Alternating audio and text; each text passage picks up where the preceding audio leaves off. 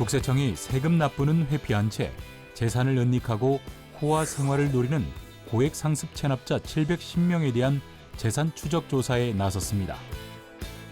다만 최근 경기 부진 등으로 어려움에 처한 생계형 체납자에 대해서는 지원을 강화할 방침입니다.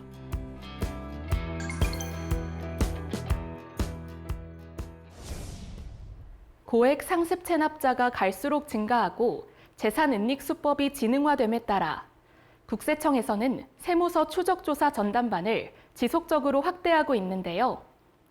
특히 새로운 은닉 수법에 대한 기획 분석을 비롯해 추적조사 분석 시스템 등으로 재산 은닉 혐의가 큰 체납자를 추적조사 대상자로 선정하고 있습니다.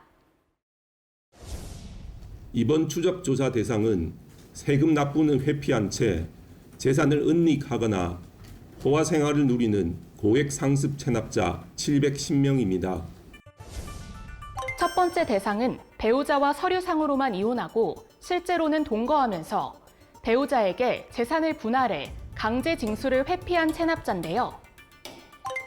또 법인에 상법상 배당 가능 이익을 부풀려 편법 배당한 후 법인에게 부과된 세금을 체납하고 신고 단계부터 계획적으로 강제 징수를 회피한 체납자 등 지능적, 변칙적 수법으로 특수 관계자에게 소득, 재산을 빼돌려 강제 징수를 회피한 체납자입니다. 국세청은 이들 체납자에 대해 강제 징수 회피 목적으로 빼돌린 재산을 반환받기 위한 사해행위 취소 소송을 제기하고 체납 처분 면탈 행위가 확인되는 경우 체납자와 관련자를 고발하는 등 엄정하게 조치하고 있습니다. 두 번째 대상은 체납 발생 전후 특수 관계인 명의로 부동산을 명의 신탁하거나 수입 금액, 매출 채권, 대여금 등을 차명 계좌로 수령한 체납자인데요. 또 세금은 납부하지 않은 채 VIP 고객용 은행 대여 금고를 개설해 현금, 고액 수표, 골드바 등 고가 재산을 숨긴 체납자 등 체납 세금을 납부할 능력이 있음에도 납부하지 않고 고의적으로 재산을 은닉한 혐의가 있는 체납자입니다. 국세청은 이들 체납자에 대해 명의신탁 부동산은 소유권 말소 등기 청구 소송을 제기하고 차명 계좌는 금융조회를 통해 사용처를 추적하고 있는데요. 또 대여 금고를 공인, 압류하는 등 재산 추적 조사를 엄정하게 진행하고 있습니다.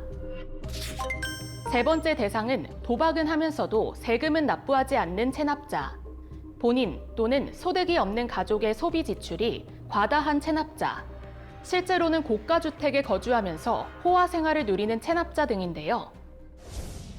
이들 체납자에 대해서는 빅데이터 분석 시스템을 활용하여 실거주지 등을 확인하고 수색 등 강도 높은 현장 징수 활동을 실시하고 있습니다.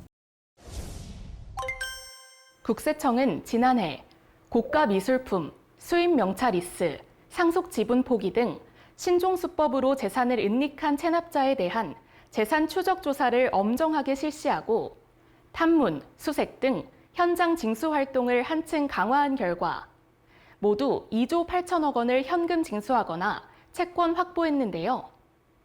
특히 체납자의 은닉 재산을 찾아 압류하기 위해 현장 수색 2064회를 실시하는 한편 빼돌린 재산을 반환받기 위해 민사소송 1084건을 제기하고 체납 처분을 면탈하거나 이를 방조한 자 423명을 범칙 처분했습니다. 앞으로도 국세청은 고액 상습 체납자에 대해서는 재산 추적 조사, 명단 공개, 출국 금지 등 모든 강제 징수 수단을 총동원하여 공정 과세를 해치는 반칙 행위에 대해 강력 대응함으로써 조세 정의를 실현하겠습니다. 국세청은 세무서 추적조사 전담반 운영을 확대해 고액 상습 체납 대응에 역량을 더욱 집중할 방침인데요. 또 AI, 빅데이터를 활용한 추적조사 분석 시스템 고도화를 통한 정교한 대상자 선정으로 정확도를 높이는 것은 물론 해외 은닉재산 징수를 위한 국가 간 징수 공조를 활성화하고 최근 도입된 징수 포상금 제도를 활용해 직원의 자발적인 업무를 적극 유도할 계획입니다. 고액, 상습 체납자의 은닉 재산을 찾아 징수하는 데는 국세청의 노력뿐만 아니라 국민 여러분의 자발적인 신고도 중요한데요. 국세청 홈페이지에 공개된 고액, 상습 체납자 명단 등을 참고해 적극적인 신고 부탁드립니다.